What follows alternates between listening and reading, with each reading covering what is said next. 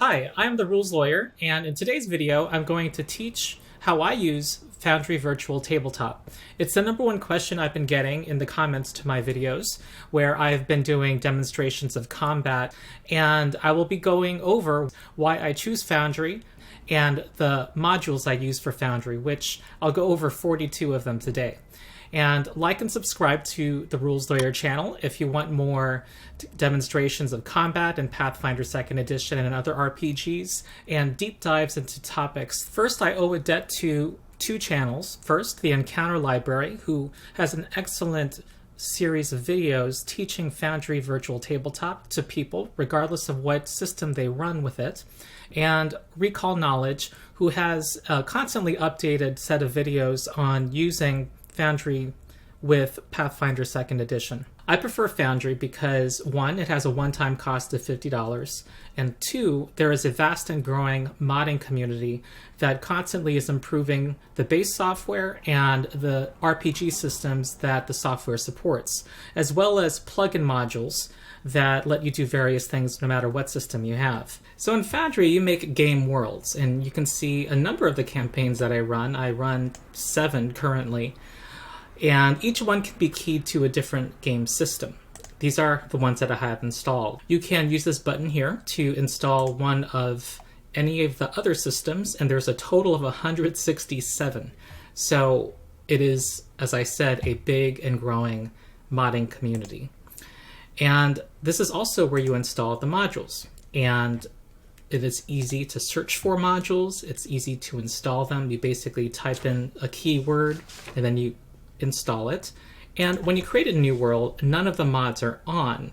You just go into the world, all of the modules are turned off, and then there is a menu where you can click them on as you wish. So you're not overwhelmed. You can just test a mod one at a time and learn it before you move on to the next one. So I'm about to show my setup, and with the caveat that this is how I have Foundry today on November 11, 2021, and that is going to change over time as it continually gets improved. Also, I have some modules that are specifically made for Pathfinder 2e, and yet the vast majority of them are useful for people who run another system. And there's also a D&D 5e module that I'll show that's very useful.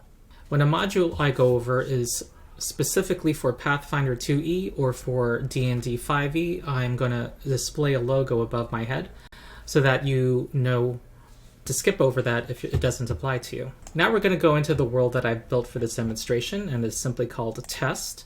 I'm about to systematically go through my setup for my games. You may want to take notes to write down the things you want to do in your installation, and there will also be a list of modules in the description. First, I go under PF2E player settings, and I uncheck the show roll dialogues box, because if I don't do that, everyone who rolls a die in Pathfinder will see a box pop up and ask them if they want to manually adjust something.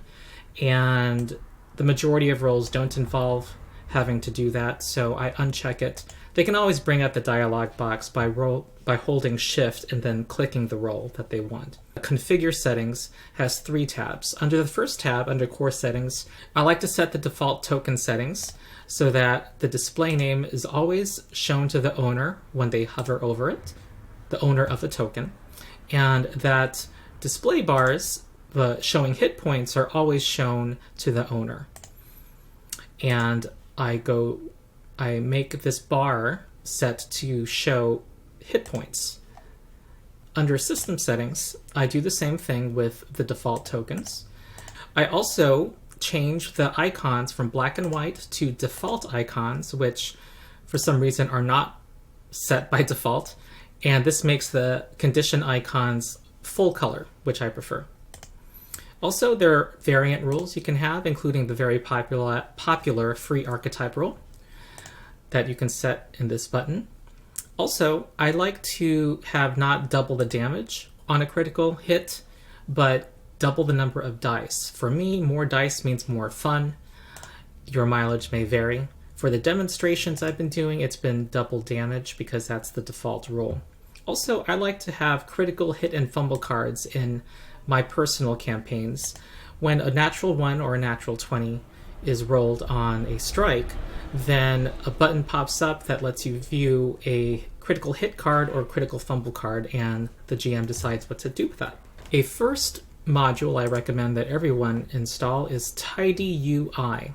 It makes it so that when I go under the module settings, that all of the checkboxes and other settings for the modules that I'm about to activate are collapsed so that you don't get this huge list that you got to scroll down.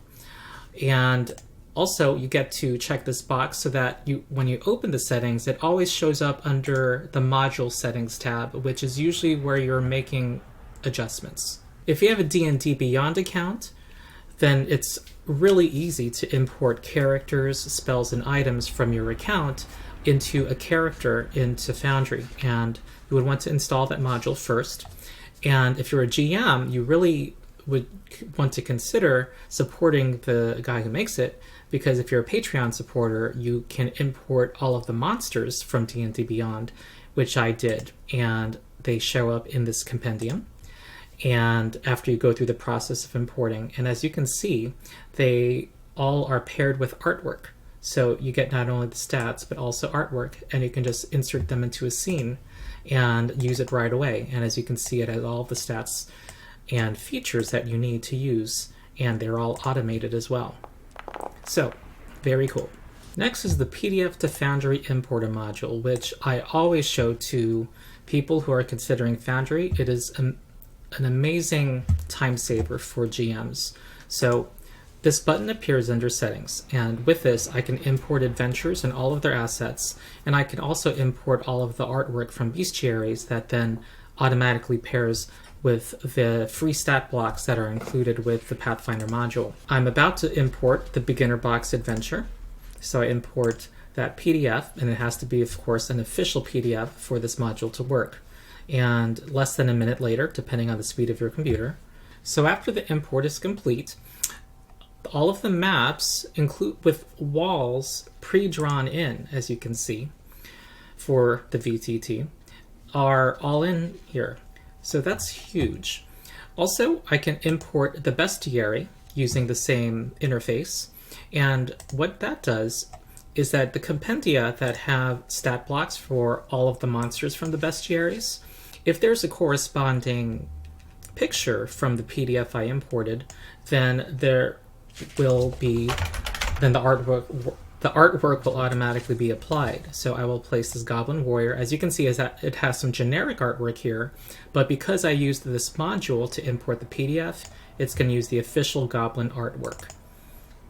When you import the PDF, all of the monsters, as they are placed by the author, would also be on the map.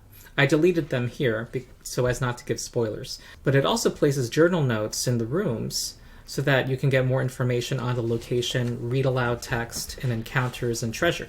Before I move on, there are other modules that are excellent to get free maps from, and there are also Patreons out there that give you premium maps, and the free ones that I'm aware of that I recommend are Jack Kerouac's animated maps, Dragonfire maps, the Mad Cartographer, and Moonlight maps. Once you've installed the map modules and activated them, if you go under the compendia, you can find the sets of maps. You just right-click the compendium, and you can import individual maps or just import all content like I do, and then it shows up in your scenes directory. So here are the Mad Cartographer maps, the Moonlight maps, the Dragonfire maps.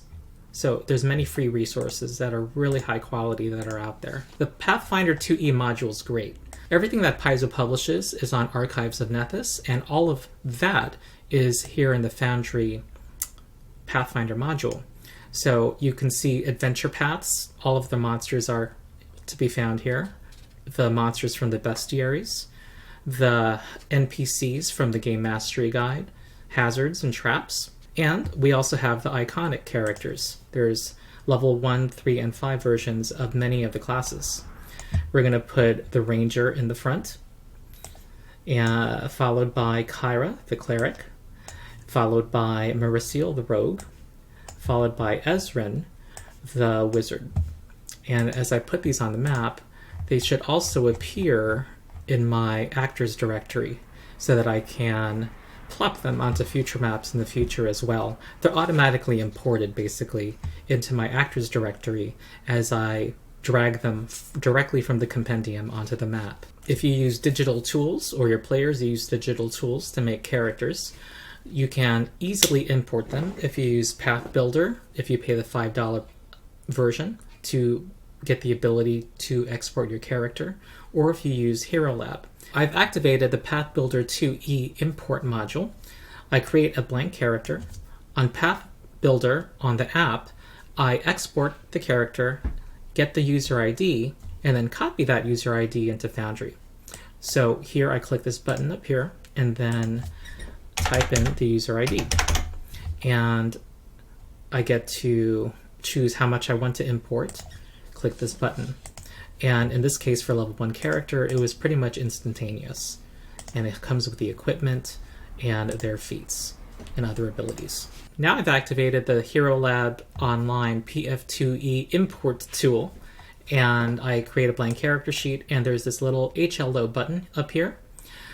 In Herolab Online, I export my character and then get the elements token and copy it, and I paste that here.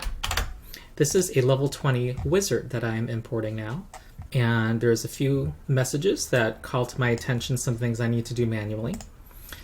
And voila. So there's a few things that need to happen here, like hit points, maybe equipping some items. But as you can see, the entire spellbook is here, and all of the feats for level 20 character. And that was pretty fast. It's just a little manual organizing that needs to happen if someone is OCD, but otherwise it's a big time saver. If I want to make a custom token for the map, I activate the Tokenizer module. Then I open a character sheet, click the portrait, and I get this interface, which lets me create both the portrait on the left side and also the token that appears in maps. I will then go to the actors directory because, especially with monsters, it's good to have a actor here so that when you make changes to its token, it will then be applied to all of the maps that you copy it to. Here, I will open the character sheet from the actors directory and click the portrait. I get to click this button to upload my own artwork. I want this to look like this person. And I just click this button to apply it to the token. I can put it behind the border with this. These are all basically layers. I can put this behind the border layer. I can, if this is a villain, I can put the default NPC frame and click this button. But it's actually a good guy, so we're going to put this other border. And we just delete the layers we don't want if we want to delete them. But basically what you see is what you get on the right-hand side. You click OK. Oh, and you get to unlock it so that you can move it around. You also get to resize it if you want. And it makes the change. So I place the new Kyra over here that it reflects the new artwork. So now I've activated the Perfect Vision module and the PF2E Perfect Vision binding module. This makes Foundry conform to the vision rules in Pathfinder, which unlike 5e has dim light, which low light vision can see perfectly fine in. I think this is yet to be fixed, but I think the tokens do not automatically understand that the character has dark vision. So what I just did was I right-click the token, and then I click the settings button, and I get these tabs. I go under vision, and I make sure that Harsk, who's a dwarf and has dark vision, his bright vision distance is very high. So for that distance, he will have bright vision. Next, Mauricio is an elf who therefore has low light vision, and I'm going to adjust her token settings so that she has dim vision to 999 feet. I've also installed the torch module because, as you can see, only the dwarf can see in this room. When I have Mauricio selected, this is the fog of war. I've activated the torch module now so that Kyra, who's a human, is going to be able to light a torch. So I right-click Kyra, and click this new icon that appears, torch. So this illuminates 40 feet out. Now, as you can see, the last 20 feet should be dim light to Kyra. So what I'm going to do is configure the scene so that there is a darkness layer. Because there's absolutely no light in this basement, I set it to maximum. So now we see that Kyra sees 20 feet away in bright light and the next 20 feet in dim light. I'm going to demonstrate that by having Harsk go forward, then go back to clicking Kyra. As you can see, the dim area is not as dark as this area, which Kyra cannot see currently. I like to make it prettier as well. So what I do is I go under Vision and set the light settings so that the light has a color. I like to make it yellow and give it a light animation type of torch. And there are other settings, as you can see, for other effects.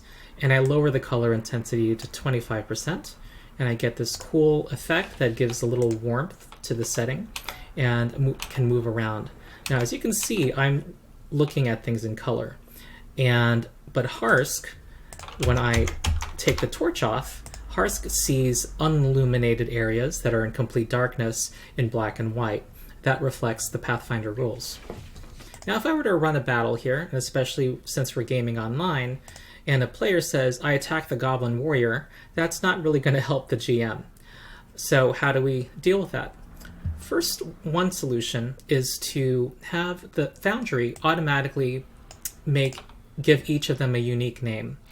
I've now activated the token mold module, and what I do is I go under the actors directory and I click the settings right here, and I want to make it so that I click name and I make it so that it adds a number as a suffix after the name of every token. So once I've imported the Goblin Warrior into the actors directory, I can just place them here, and as you can see, they will have a number after each one, and it'll be a unique number, and you can always reset the counter under the settings. More fun, and what I prefer, is to not have the counting numbers, but have a random adjective from the dictionary. So instead of Goblin Warrior 1, 2, 3, we get a random adjective, which it pulls from a list, and it's a customizable list. We have an intense Goblin Warrior here, and a cordial Goblin Warrior.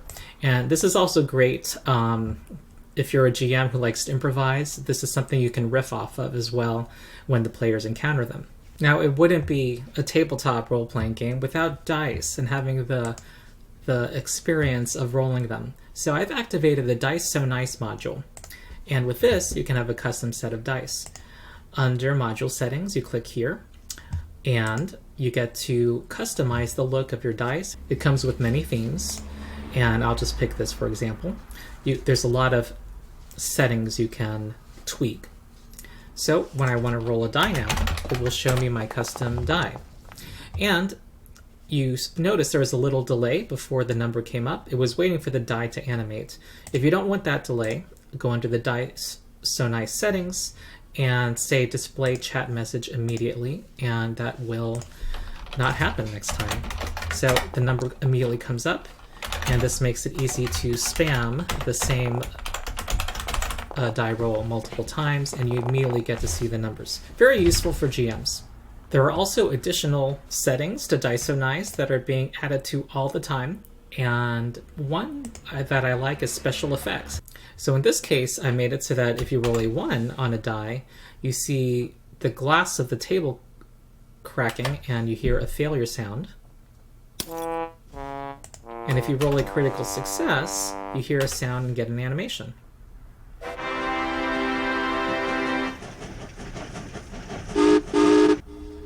And this is seen by everybody. Another useful module is Dice Tray. So you have this interface at the bottom of the chat window. You get to add and subtract dice and add modifiers and click a roll. You can also click this button here to use your mouse to type out a formula. So 2d4 plus 4, and then roll. Another great module is Token Action HUD. So I'll click Kyra, and you'll see that these buttons appear on the upper left. These are single-click buttons. all of Kyra's weapons are here, and it even has a different button for each iteration of the multiple attack penalty in Pathfinder. So I can swing the scimitar at ever decreasing accuracy, and if I hit, I click the damage button, and if I crit, I click the critical button, and I set it to double dice, so it rolls 2d6s for me, as well as double the flat modifier. Also with the token HUD, you get to report to chat all of your items, so I can put my sling in the chat, all of your spells, so that players can send the spell description to the GM and for everyone else to see. And the spells often have automated buttons to for different effects. And then class features are here. All of the skills that you can roll are here. All of your saving throws.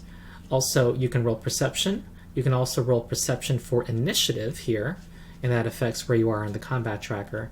And then there are macros here for treating wounds, resting for the night, entering the combat tracker, and also adjusting your dying value, wounded value, and your number of hero points. You just left click and right click these.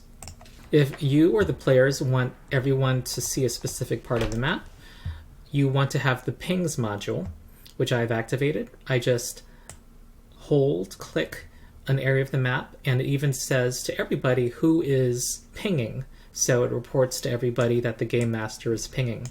And if I want everyone to see a specific part of the map, I do shift hold click, and it centers where I ping, and everyone's screen moves to where you want them to move. I'm a bit of a control freak, and so I don't like my players who are of the younger persuasion to be moving around the dungeon when I'm not ready for them to do that. So, for example, I don't want them to move into a new room that has a trap near the entrance, or to move into line of sight of some hiding enemies. So there's the pause button, which is just by pressing space, makes it impossible for all of your players to move.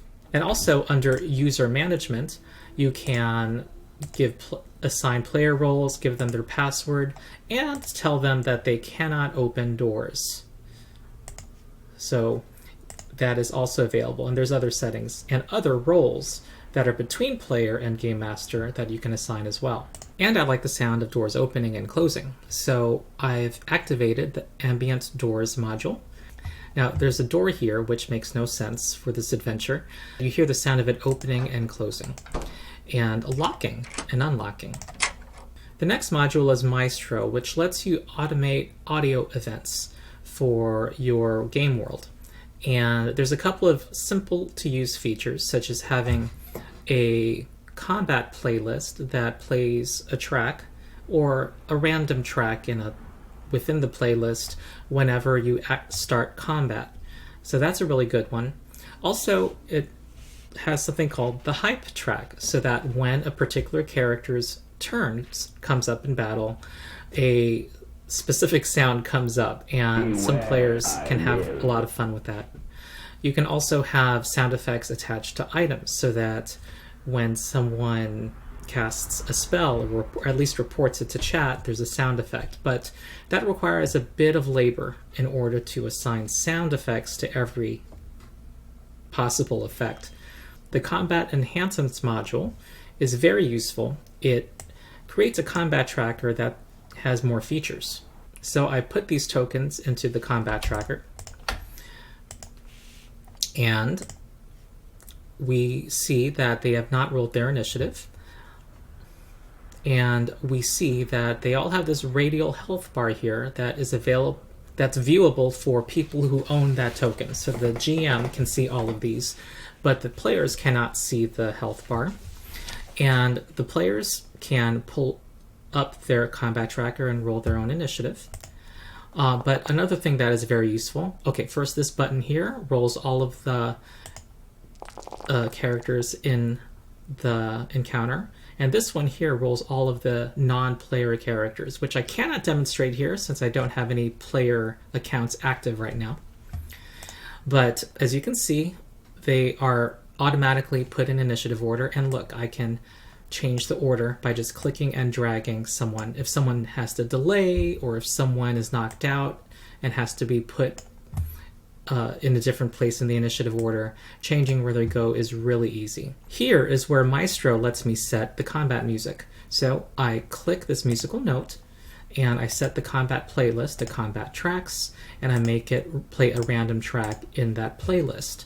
And when I begin the encounter, the combat music starts playing. So another option that some might want to use instead of the enhanced combat tracker, or to supplement the tracker, is combat carousel, which I've activated. So what happens now is that when I put them in the combat tracker, there's now this row of characters at the top that are in initiative order, or they will be in initiative order. So it gives you an alternate way to move through the initiative order by using these arrow keys here. And also you get to just click on a character to center the screen on the character. That can be toggled on and off in the settings.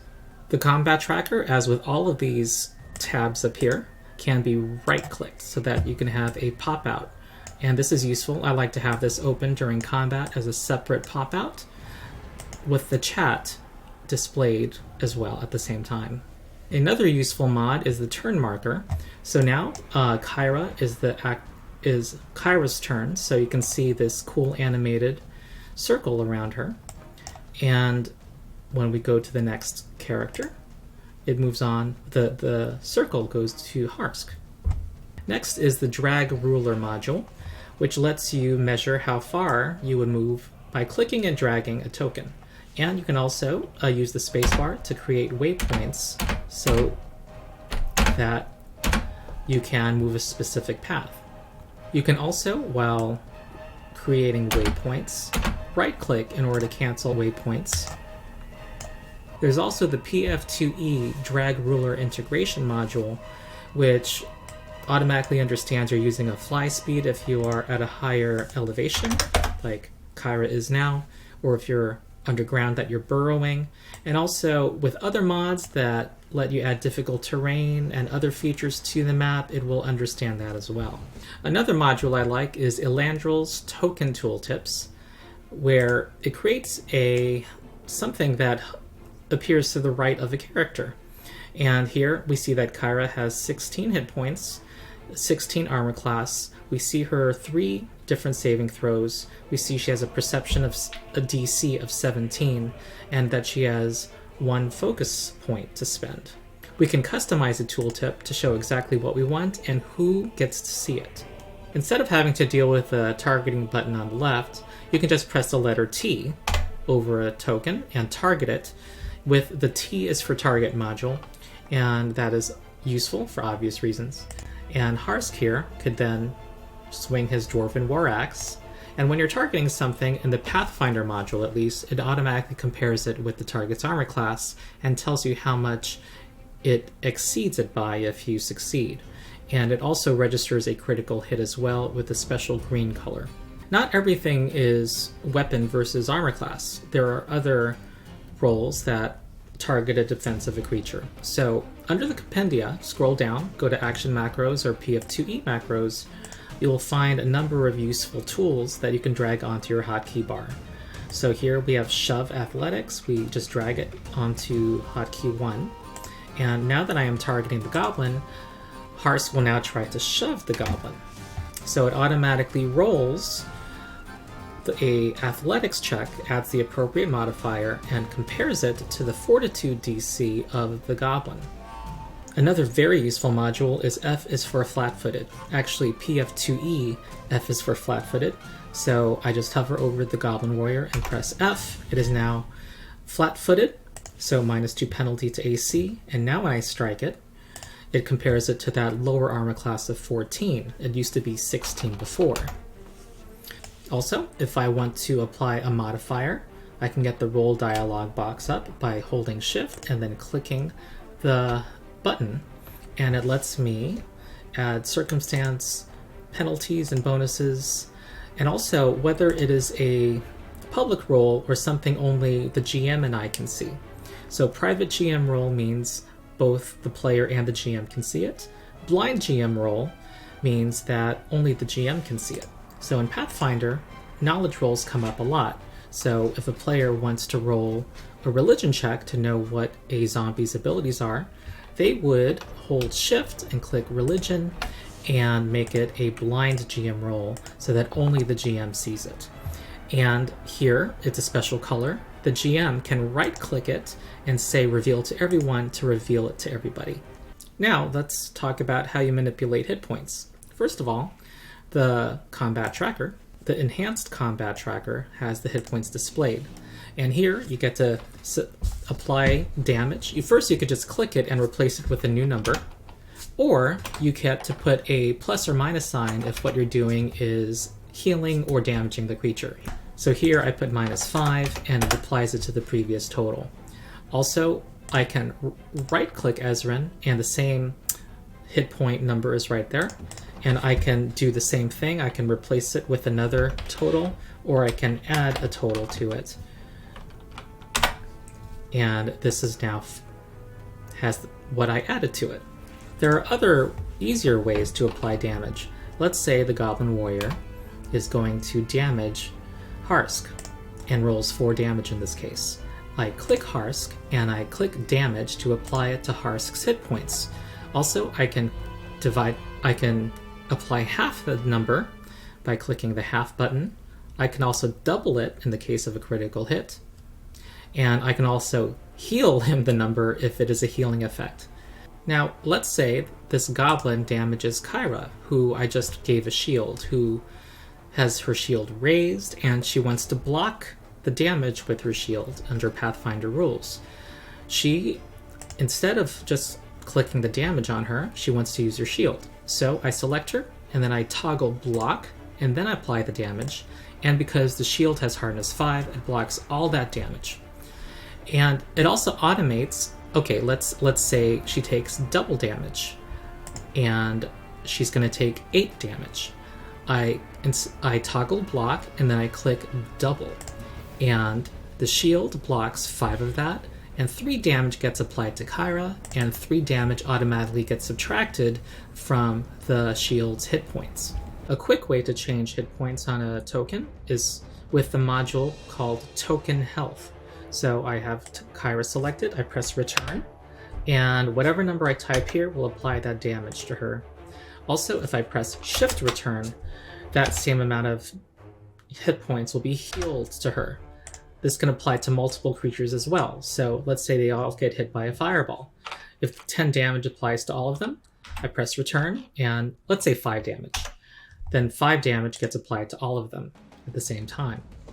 I don't like my players seeing the health bar of my monsters. So what I do is I make sure that their hit points are not always for everyone, but always for the owner, which is me. So only I get to see the health bar. Also, they get to know, however, I like them to know whether something's wounded or close to death or bloodied, and so I use the module called Health Estimate. So with Health Estimate, and this can be adjusted under settings in a number of ways, when you the token will show whether something is injured or not, and also how injured they are. So let's say they all get hit by an effect that takes 5 damage for them. When I hover it over Harsk, he's barely injured. Over Kyra, she's injured, and for the goblins, they're near death. And the percentages that cause these states to move to the next state, and also the names of the states, can all be adjusted under settings. Another useful module is called Token Auras. So when you go under settings for a token, there's this new tab here, and you get to specify an aura that appears around it. So this is useful for spell effects. For example, Kyra cast Bless that has a 5-foot radius, and then spends an action to widen it to a wider area. You get to make this available and obvious to everybody. And of course, it moves around with her. Then the hotkey bar is very useful. Let's say I do this all the time. I want to roll a d20 that the players don't see. I will create a macro. And you can use JavaScript or make a chat macro. You can type in something that would go directly to the chat, such as blind roll d20. And whenever I press the number 2 now, it rolls a die that the players cannot see the result of. In fact, they see a ghost of the die on their screen, which is great to increase player paranoia.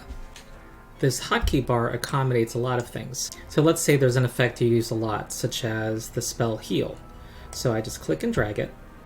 It appears in the hotbar. And then now when I press the number 3, it reports that spell to chat for everyone to see and gives me this automated button.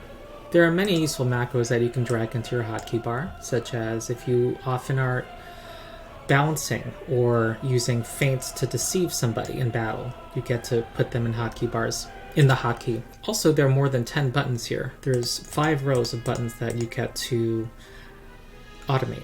Some people might want to have earn income, take cover, or treat wounds, for example. Now we get to move on to some fancy schmancy visual effects. I am now activating FXMaster, which creates a new button on the left that you get to use to make effects. So there's weather, in which you get to add clouds to the scene and apply many other effects, as you can see. We now have clouds inexplicably rolling through the dungeon. And of course, you get to change the direction, the scale, the color, other settings. And there's also special effects. And the default ones that it comes with are these. And you get to have blood splatters on the screen. Very cool. And also, you get to customize some of them. So if you have a red fire cone, that if you want it to be bigger, you get to click this button here and change its settings, and it creates a custom one for your game world. In this case, a much bigger fire cone. Another great module is called Token Magic Effects, and I like to have a number of them in my second and higher hotkey bars, where basically you go to your compendium and scroll down to your token magic portfolio, and you get to have various effects, and there are so many of them that are really great. Let's have mage armor, and some of them reflect spell effects such as mirror image, and so you get to apply them. I'm going to apply them to Kyra. Now we have multiple me's, and we can make Kyra glow. We can, as you can see, combine these various effects. You'll want to make sure to drag the very first token magic effect and put it probably at the end so that you can remove all of the effects at once. So, you know, it's clearly becoming too much for Kyra, and if I click this button or just press the number 0, all of the effects disappear. Then there's music. There are modules that add free music to Foundry. What I like are Ivan Duch's music packs and also Michael Ghelfi's audio pack. And what those do is create compendia that you can import into your world. So I will import Michael Ghelfi's stuff and also Ivan Duch's, and they will appear under the audio tab as things that you can play. So we can have many different moods and ambiances from what they've provided. Another module is Soundboard, and I like to activate all 3 of these. And what this does is it adds a soundboard button to the audio tab, and with this you get to have many sound effects. At the end of a battle, I love to play this effect, small crowd cheering. You get to star them if you want it to appear in an exclusive favorite sounds tab. And there are other effects that are atmospheric, such as human sounds, ambience, animal sounds, the sounds of battle, magical sounds, the sounds of stone grinding on stone, and so forth. I forgot to mention while shooting the video that there is a module that improves the look of the user interface called Pathfinder UI, and I will activate it now and you can see the results. We get this nice splash screen when you open, and it improves the look of the carousel and many of the icons. Now some quality life mods. For GMs, if you want to quickly get a picture to show to your players, you can, or put them on the map, you can get drag upload, get over here, exclamation point. and I've activated it here. What I'm going to do is drag a picture from my computer directly onto Foundry. And I get to say what kind of actor it's going to create. And I'm going to make it actorless. So now we see my cat Megan, who's very cute. If you want to drag a picture so that it appears as a picture display to your players, you want to click Journal Notes and then drag the picture as a journal note. And then it appears on the screen. Double click it and you get a picture that you get to show your players up here. The next module is Escape Window. Sometimes you want to be working with a lot of things. Let's say you're making a character and you want to have your feats window and you want to have your equipment window open. You get to press Escape and every single window that's open just gets minimized into one of these up here. And you get to move them around. Then there's Lichtgeschwindigkeit, which makes the shadows more smooth, move faster, and less demanding on your computer. Then there's the Popout module, which is great for players who are logging in through a browser. When they open a window, they get to click this Popout button, and it creates a window, a separate browser window for what you just popped out. You can pop it back in as well. And also Popout Resizer lets you drag this thing in the corner to resize pretty much any window in Foundry. Some other modules that I don't currently use but are useful for some GMs are Combat Ready, which lets you have a timer when a player's turn comes up in combat, reminders when their turn is coming up, and ticking sounds to put more pressure on them to say what they're going to do or do something before the time limit runs out. Then there's Multilevel Tokens, which lets you create teleportations between different maps so that the players can instantly teleport from one map to another. It has other features that basically make connections between different scenes. Then there's a Not Your Turn module. If you have players who are acting out of turn, this gets to be activated during combat so that when they try to move their token or do something, there's a pop-up message that you can set it to make it actually not do what they are trying to do as well. It's customizable. If you run several campaigns like I do, sometimes you want to copy all of the settings and modules that you have from one game world to another. And so there is this module called Forian's Copy Environment, and when you activate it, you're able to go to settings and then right-click this area and then export the settings into a file on your computer. And then when you're in another game world, you go to the same area. First you activate the same module first, and then you go to this area and then right-click it and then import the settings. And then it should carry over all the configuration choices and modules and the module settings that you had from your previous world. So that's my Foundry setup. Now on to resources for you. First, Discord. There is a very friendly, very helpful, nearly always available and growing a community of developers of the mods and other Foundry users who will very gladly answer your questions.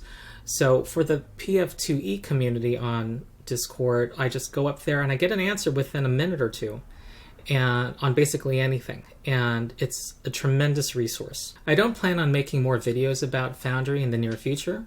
You will want to follow Encounter Library, who makes great tutorials on this channel for Foundry, and those are system agnostic. Then there's Recall Knowledge, who makes frequent videos on how to use Foundry for Pathfinder 2nd Edition, and has been creating new videos as new features and new modules and new patches come up. So if you're watching this live as it premieres, then you should move on over to my live stream that I'll have at the conclusion of this video, where you can ask me questions about Foundry, my setup, and also other questions in general. You should also join the Rules Lawyer Discord, where you and other gamers can talk about RPGs, you can give me suggestions on future videos, and also I'll be using that to organize events, such as an upcoming live chat-controlled arena battle involving characters and monsters. So if you want to be involved in that, join the Discord. If you haven't yet, like and subscribe to the Rules Lawyer channel. I am a lawyer who teaches and runs Pathfinder 2E and Starfinder and D&D 5th edition with kids and teens. So I hope you enjoyed the video, and I'll see you next time.